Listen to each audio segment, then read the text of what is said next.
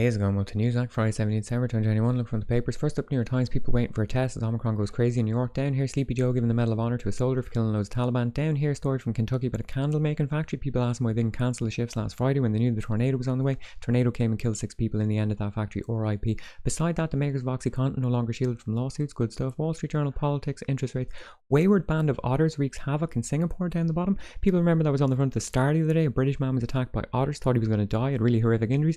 Turns out the story is that someone jogged through the group of otters, stepped on one of the otters, and the otters got their backs up obviously and attacked the person closest to them, which was the British man at the time. The jogger had jogged on.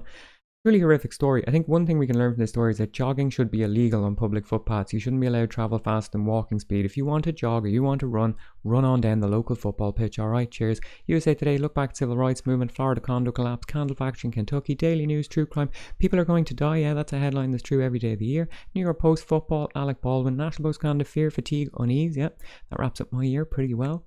Grandma from Cuba, yet another meeting of the Central Committee of the party. In case anyone's wondering what actually existing socialism looks like, it's this. Endless meetings. Down the bottom, quote from Fidel: the party is the vanguard of the people, the security of the people, the guarantee of the people. Yes. Thank you, Fidel. Merry Christmas. RIP, mate. South Africa calls to free Zuma and avoid bloodshed. Jacob Zuma going back to jail. They're worried about social unrest. Beside that, some profile about an entrepreneur designing a ship or something. Jerusalem Post, true crime, Omicron, the Hindu. 1971 war altered the ideological map. That's talking about the Bangladesh Liberation War, which ended 50 years ago yesterday. The subheadline says, President lauds the vision of Sheikh Mujibur Rahman. He was the founding father of Bangladesh and in 1975 was assassinated, a lot of people think, by the CIA.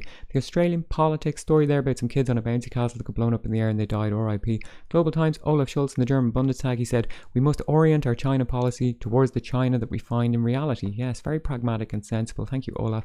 Down the bottom, talking about Taiwan as always. Irish Examiner, there's a lad bringing in the Brussels sprouts. Lovely stuff. Let's go. Over on the right, 6 months in jail for refusing to wear a mask. Joke's on you. You're going to have to wear a mask in jail as well.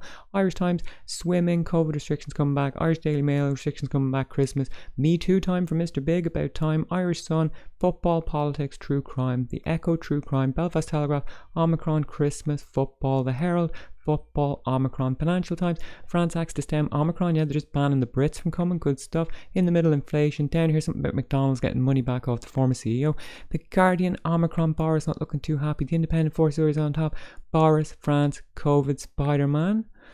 The Times, people looking for bailouts for pubs and restaurants.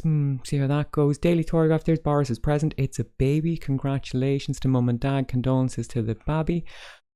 Daily Express, Boris's babby, terse posting kind of. Queen sets example by cancelling her lunch. Thank you, Queenie. The Mirror, Ukraine, cops quizzing the Tories over some other party. Daily Mail, there's Boris's baby. Congrats, condolences. Tories, Mr. Big. iNewspaper, UK shuts down in bid to save Christmas. Still trying to save Christmas. Only 8 days to go. Christmas is dead. RIP, long live Christmas. The Metro, Queen cancelled Christmas lunch.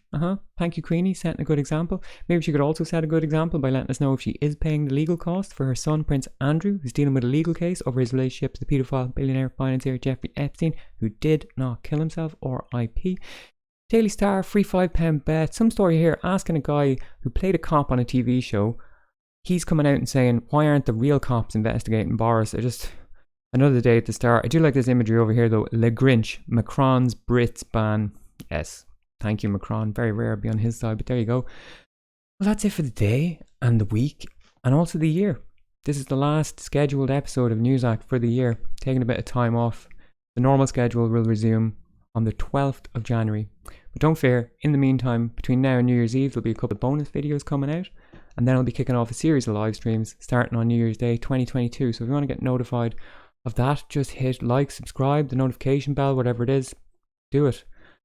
And yeah, you'll be seeing me back here soon enough. Have a good Christmas. Look after yourself when you're eating your Christmas dinner. Do spare a thought for Julian Assange, still in solitary confinement at Her Majesty's pleasure in the maximum security Belmarsh prison without fair trial or due process. If you want to stay off state, corporate, any other kind of shite media for the day and for Christmas and New Year, just click the link in the description.